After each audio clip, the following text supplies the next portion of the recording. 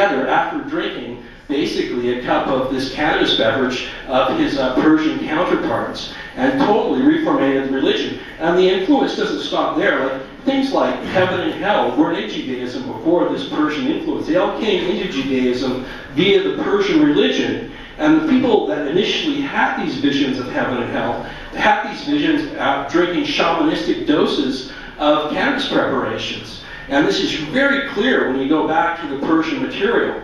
And this influence really comes into play in the early Christian period. You know, like we think of December 25th as Jesus' birthday, but in fact, December 25th was the birthday of the Persian god Mithras, well up into about 325 AD. And the Christians took it over. They were celebrating Jesus' birthday sometime in January. It was preempted by this massive celebration of the birth of Mithras, who was discovered born in a cave by three magi. The magi in the Bible are actually members of the Zoroastrian religion, the ancient Mazdean religion, and other elements from it as well. The whole Eucharistic ceremony, eating of the body, drinking of the blood in bread and wine, is a direct copy of this Persian Halo ritual, which Mithras at that time was the god that it was dedicated to. And so this has infiltrated the very core of the religion. And people who are familiar with my earlier works detailing the role of cannabis in the Hebrew anointing oil and incenses, even this element here comes from the Zoroastrian religion. The Zoroastrians were known to anoint their bodies with a preparation known as verbanga. And banga is in there, the name of cannabis. So it was a topical cannabis preparation. So even likely the Jewish use of the topical ointments and later Christian Gnostic use of these same topical ointments initiated with this Persian religion. And it's not alone in the Old Testament, too, that we have evidence that they were drinking cannabis as well. In the rediscovered Nag Hammadi libraries, the Christian Gnostic text, there's a text in there called Zostrianos, and it refers quite clearly to a guy drinking a beverage and having a visionary experience, and then he said, when it's over, and I did not drink of it again. Because they weren't taking like a casual amount of cannabis. This would be like, say, in league of eating 2 or 3 grams of hashish and then laying down and seeing what ran through your head. So they were dealing with very, very, very powerful preparations. So, you know, basically we're taking a look at something that started in Eastern Europe, spread into Western Europe about 2000 BC, up into China in the same region about 2000 BC, in the area of the Tian Shan Mountains, they're thought to be the birthplace of Cannabis indica. Spread from there into Persia and into India, and through that, throughout the whole ancient world, Mesopotamia, Egypt, the Holy Land, and into Nepal and China. All of these traditions come together when we take a look at the cannabis plant and the role it has played in the development of religious ideas. Now, it's a complicated subject, and of course, I write big, thick books, but I do have some help on this one. There's a professor of Indo-European Studies in California who's doing an edit right now, and as well, professor of classical mythology, Carl Ruck, who reviewed my last book in the London Sunday Times, is doing an edit as well. So I'm trying to keep it as, you know, documented and factual as possible. And it's been amazing with the advent of the internet, just how much information was out there. Initially, I thought I'd do a short summary, like 90-page book, covering some of my other early material, make it simple for people to read, and I'd update it with some new material. And through things like Google Books and then new archaeological discoveries, developments and things like pollen analysis in the soil, we know so much more now than we did when I wrote these earlier books, that I'd say that I doubled the amount of knowledge I have on cannabis in the ancient world doing this book. So I want to assure you that although some of these claims seem a little far out and unfounded, if you take a good look at the information, they are very well founded and very documentable, and cannabis was in fact the root of all religion.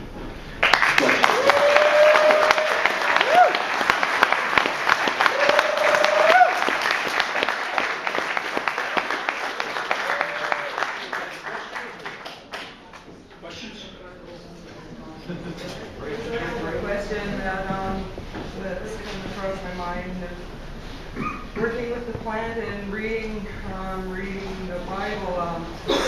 There's reference to the making of the balm of Gilead, And what it refers to is of making the salve out of the resin, and bees collect the resin for us, right? What are the chances that they were talking of propolis? Like honey or something, you mean? Like a honey type collection? It's actually the resinous coating of plants, so it would actually be the crystals. What are the odds you think that it would be made from fields of, because there they were growing cannabis, here we have alder trees and things like that, right? Mm-hmm. So it's sort of wondering what... Well, they likely knew about the resinous, you know, it wouldn't have been too hard for ancient man to figure out the resinous properties of the cannabis and how easy it was to collect. And Persian references to sirs and chairs are thought to be evidence of their knowledge of cannabis resins, and that's like 700 BC or so. Is there any information about how the ancients made a beverage out of cannabis? Yeah, there's actually a lot of stuff written in the Vedas, and that's like helps us identify it as a cannabis preparation because it was very similar to the preparation of bong. They would grab stalks of the plant, branches and whatnot, and they would smash that with rocks over water, and then run that through a filter, and that'd be mixed with ghee or something like that. So there's some similarities to the preparation of water hash. They filtered it, and then they would get rid of all the solid matter, and the psychoactive stuff would fall through. And then also the way that they pressed it with ghee and with milk and fermented milk and stuff like that is also similar to the preparation of bang. But there's detailed descriptions in the Vedas specifically about the preparation of the soma. And numbers of scholars have pointed to that as showing that's evidence of the preparation of bang because they're almost identical.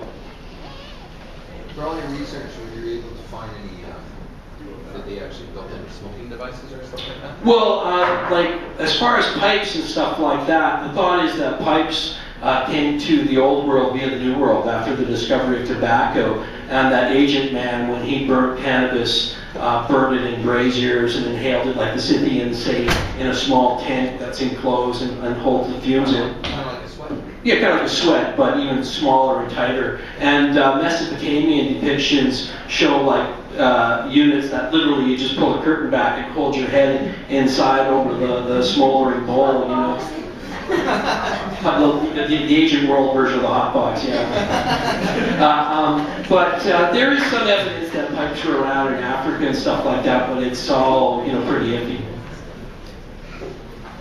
Did you find any connection between Nepenthe and the Holy Grail? Well, you know, the whole Grail myth really comes out of a lot to do with the Scythians. The Andronova culture, which was one of the Scythian-related culture, would bury their dead and then place a stone in the top of the mound where the dead was at. You know, kind of like the whole sorting the stone.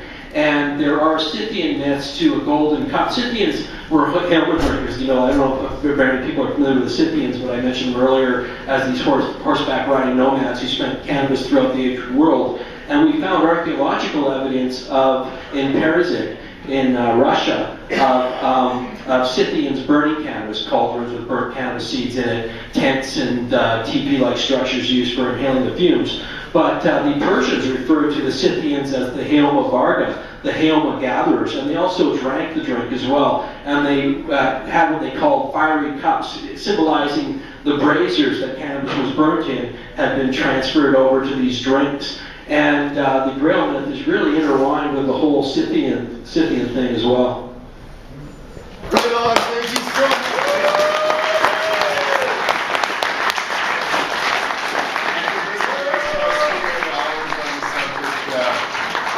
Again, this will be up on YouTube and such later on. You can, through hempology.ca, you'll be able to have ways to find all this information.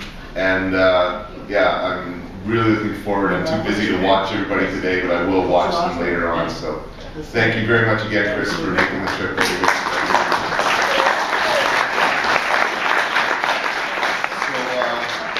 I guess there are a couple more logistics that I just have to say we're at 101 people online. It's just one of those magic numbers.